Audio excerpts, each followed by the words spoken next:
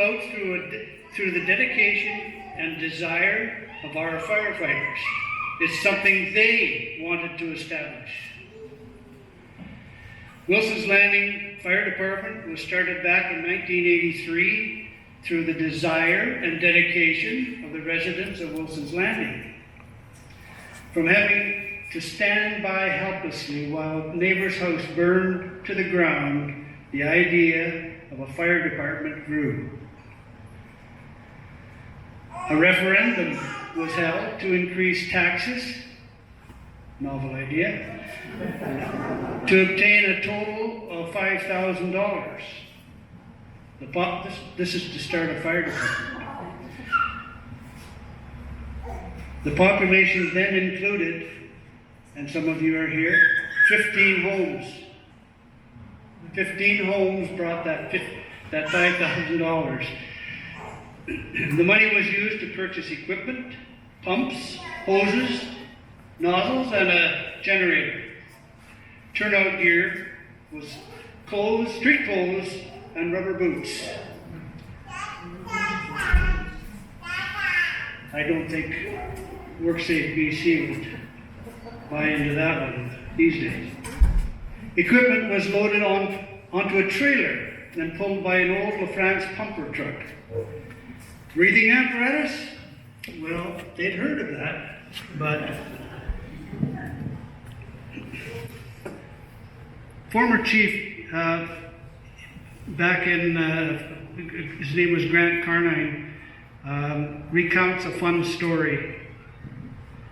And that was during the Mulrooney reign in Ottawa, the heads of Commonwealth countries met down the road at Lake Okanagan Resort. Many of you will remember that. We were asked to provide the fire protection. Was the Queen there too? I can't remember. Not surprisingly, once the officials looked at our equipment, it was decided that we needed to be upgraded. RDCO arranged a loan for our department, which enabled us to buy a used pumper from Kelowna Fire Department. Unfortunately, the powers that be decided our new pumper was still not good enough for the famous folks that were visiting. Although we didn't provide fire protection for the event, what happened was Kelowna sent a pumper and a crew. We did end up with we did buy a new pumper. On the similar lines, in 1984, the dining room at Lake Okanagan Resort caught fire. The fledgling fire department, this was a year old, maybe 2 years old by this time, the fledgling fire department battled it all on their own.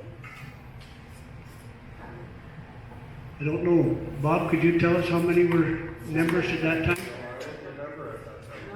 No. Not very many, but they fought this fire by themselves without any, not much in the way of resources. They used water from the swimming pool. There was no mutual aid. The power went out, plunging them into complete darkness. I think flashlights were pretty limited too. So they were afraid, but while the top floor was destroyed, they saved the rest of the structure. So that gave them, I guess, a pretty good feeling. And the aftermath of the resort fire fueled the department's sense of pride and a realization of what they had been able to do, but also what they might be expected to do in the future.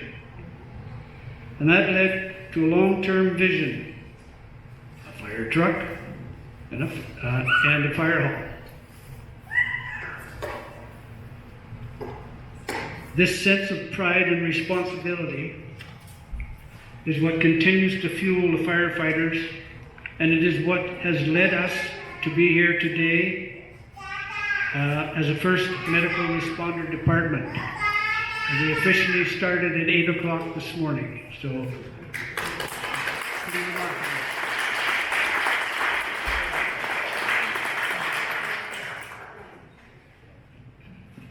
we've come a long way, and there are a lot of people who helped us get here. And I have to point out these Gail Gibbon and Mark Bartek. Bartnick, right.